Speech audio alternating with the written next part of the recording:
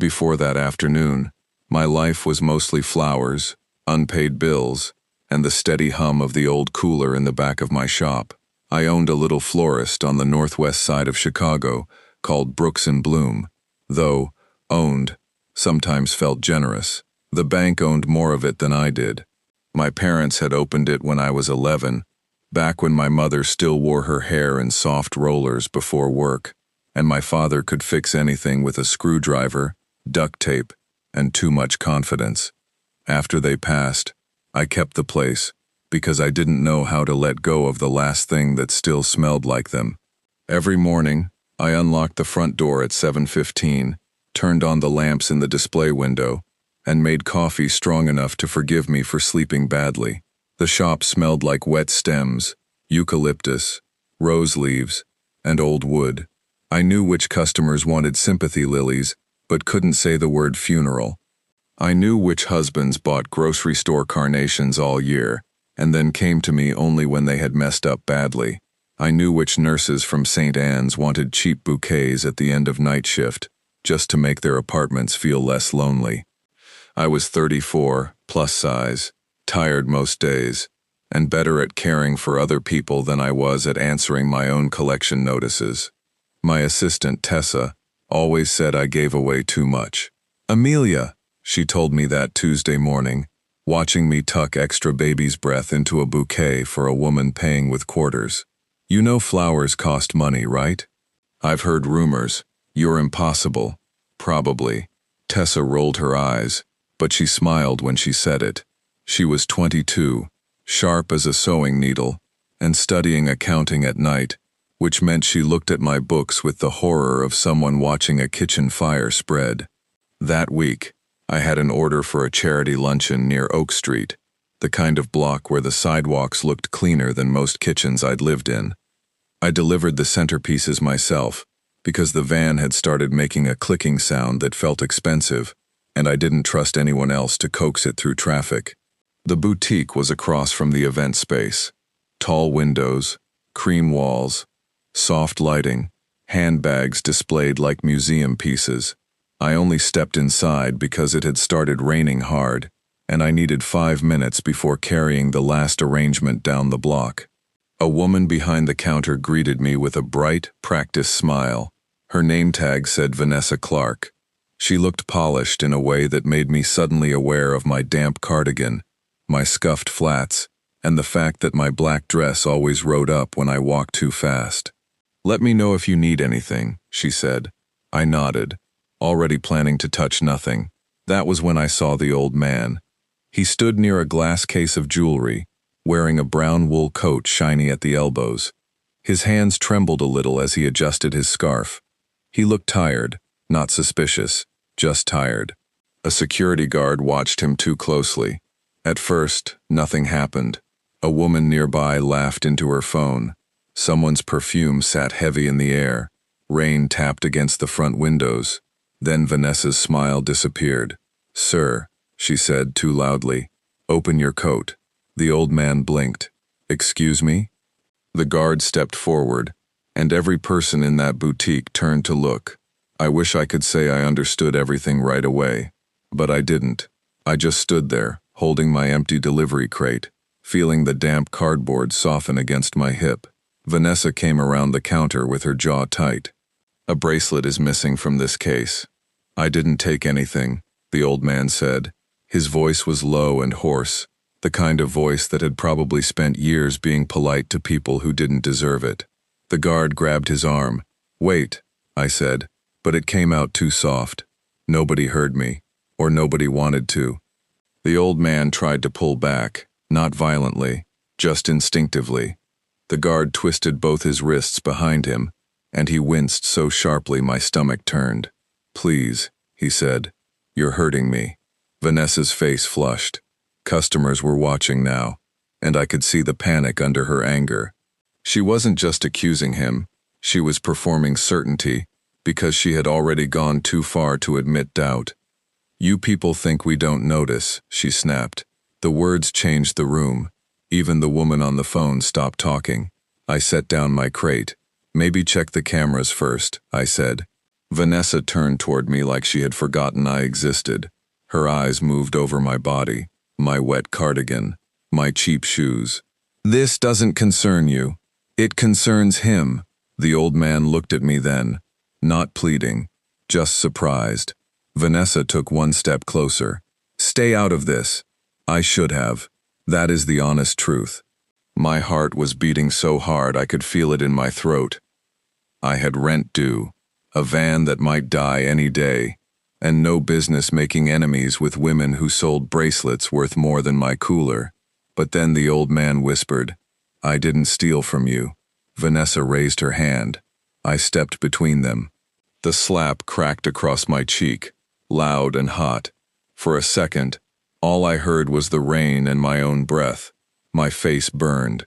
My eyes watered before I could stop them. Vanessa stared at her hand like it belonged to someone else. I turned to the guard, keeping my voice as steady as I could. "Let him go. He's being detained. He's being hurt." The guard hesitated. People shifted. Someone murmured, "She hit her." Another person said, "Call the police." So I did. When the officers arrived, the boutique became suddenly polite. Vanessa explained herself in a softer voice. The old man stood near me, rubbing the red marks around his wrists. I asked if he wanted to sit. He said no, then sat anyway. The footage took 20 minutes. It felt longer. A young woman with shopping bags had leaned over the jewelry case, knocked the bracelet loose with her sleeve, and it had slipped cleanly into one of her open bags. She hadn't noticed. She was still in the boutique, pale and shaking, apologizing over and over. The bracelet had never been stolen. Vanessa's apology was small and empty. "I regret the misunderstanding." The old man looked at her for a long moment. "I hope the next person you accuse is treated better." No anger, no threat, just dignity.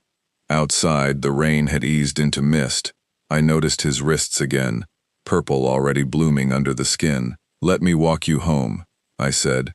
He gave me a tired smile. "That isn't necessary." "I know," I said. "I'd still like to." He studied me like I had said something he hadn't heard in a long time. Then he nodded. "My name is Lorenzo," he said. I smiled, my cheek still stinging. "Amelia," and I had no idea who I had just walked into my life. Lorenzo lived in a quiet building near the lake, the kind with a doorman who stood straighter the second he saw him. That should have told me something, but I was too busy worrying about his wrists and whether he had anyone upstairs to help him ice them. "Are you sure you're okay?"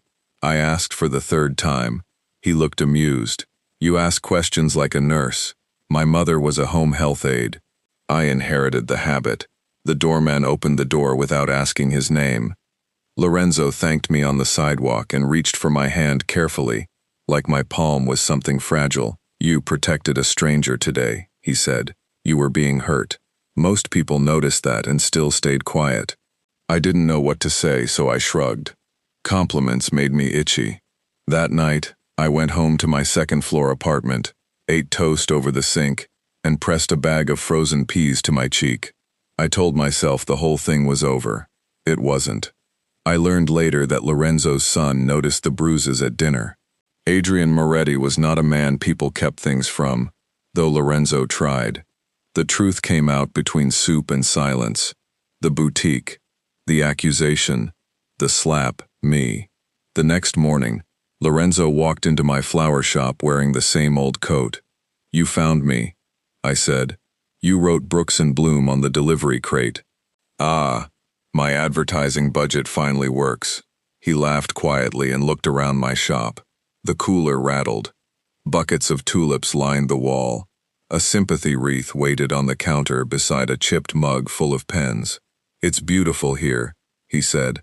"It's held together by floral wire and prayer." He came back 2 days later, then again the next week. Sometimes he bought flowers.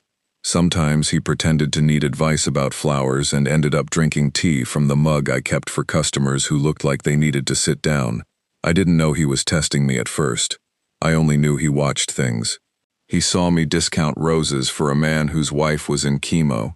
He saw me send leftover daisies with a teenager who wanted to apologize to her mother.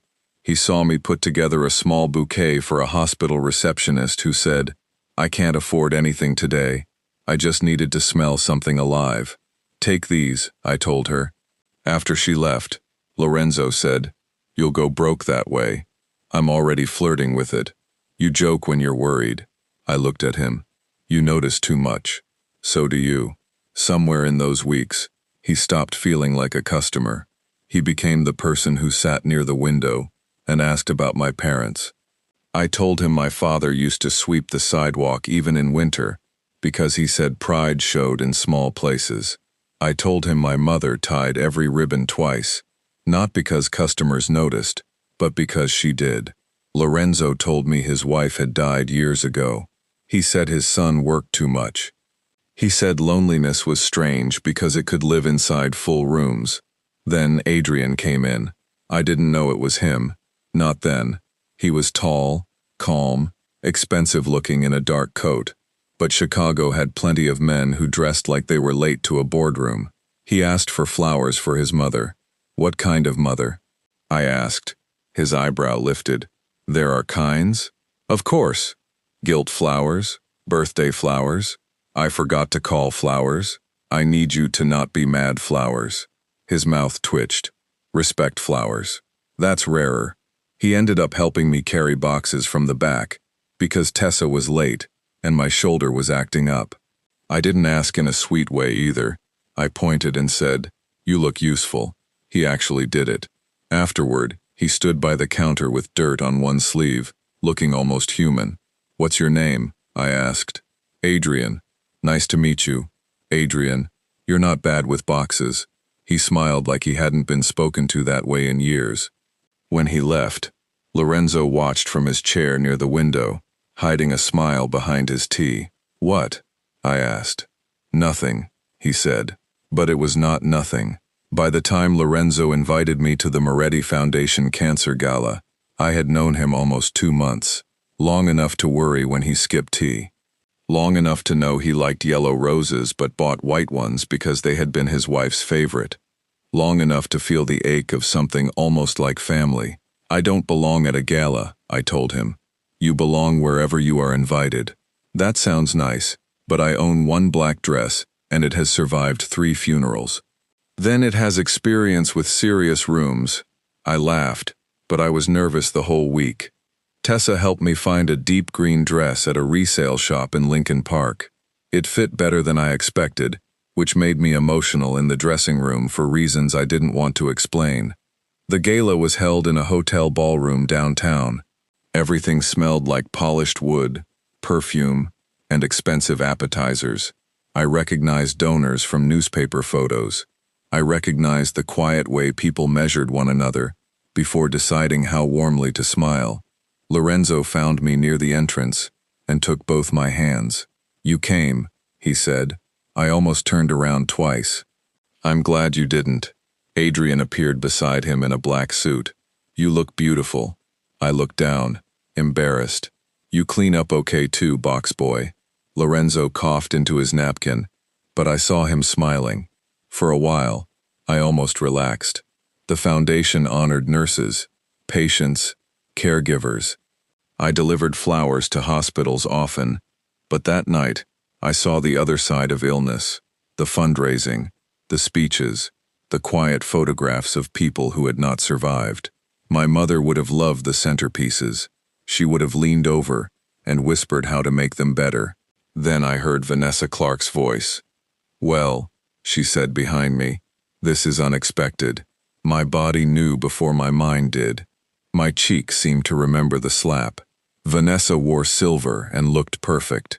She was standing with 3 women near the bar, all of them holding champagne they had barely touched. "I didn't realize they were inviting vendors as guests now," she said. I tried to breathe. "Good evening, Vanessa." Her smile sharpened. "That dress is brave." The words landed softly enough that others could pretend they hadn't heard. That was her gift. Cruelty wrapped in manners. "I'm here with Lorenzo," I said. "With Mr. Moretti?" She laughed once. "Careful, Amelia. Kindness can get mistaken for ambition in rooms like this." People turned. Not many. Enough. My face heated. I felt suddenly huge, visible, wrong. Like every insecurity I had ever swallowed was standing beside me in that ballroom. Before I could answer, Adrian stepped in. He didn't raise his voice. That somehow made the room quieter. "Ms. Clark," he said, "you may want to stop." Vanessa went pale around the mouth. "Mr. Moretti, I didn't mean—" "I know what you meant." He looked at the people around us, then back at her. "This woman protected my father when your staff hurt him, and your manager raised a hand to strike an innocent old man. She did it without knowing his name, his money, or his connection to this foundation." The silence spread. Vanessa whispered, "It was a misunderstanding." "No," Adrian said. "The missing bracelet was a misunderstanding. The humiliation was a choice." I stared at him, my pulse rushing in my ears. Only then did the last name truly settle in my mind. Lorenzo Moretti, Adrian Moretti. The foundation, the hotel security watching Adrian like he owned the air. After the gala, Adrian walked me outside. The city was cold and bright around us. "You should have told me who you were," I said. He looked tired. "I wanted you to know me before you knew the name." "And what does the name mean?" He was quiet for too long. Then he said, "More than I wish it did." We sat in his car for nearly 20 minutes without going anywhere. The heater blew warm air against my knees. Outside, taxis hissed over wet pavement, and people left the hotel laughing, like the whole world had remained simple. Adrian kept both hands on the steering wheel. "My family made money in construction, shipping, real estate," he said. "Some of it clean, some of it not. My grandfather was worse than people know. My father tried to pull us out of that life. I've spent years making the companies legitimate, but history doesn't disappear because lawyers file new papers." I watched his profile in the dashboard light. "People call you a mafia boss," I said. "Some because it scares them, some because it benefits them, some because parts of that legacy are true enough that I won't insult you by denying it." My stomach sank, not because he sounded proud, because he didn't. "I'm a florist," I whispered. "I know. I worry about cooler repairs and ribbon orders. I eat toast for dinner when I'm tired. I don't know what to do with any of this. You don't have to do anything tonight." I looked at him then, really looked. The man who carried boxes because I told him he looked useful. The man who listened when Lorenzo spoke. The man who had defended me without making me feel owned by his defense. "I don't want to be swallowed by your world," I said. "I don't want that either." For once, I believed a powerful man was telling me the truth. I didn't fall into his arms that night. Real life is rarely that neat.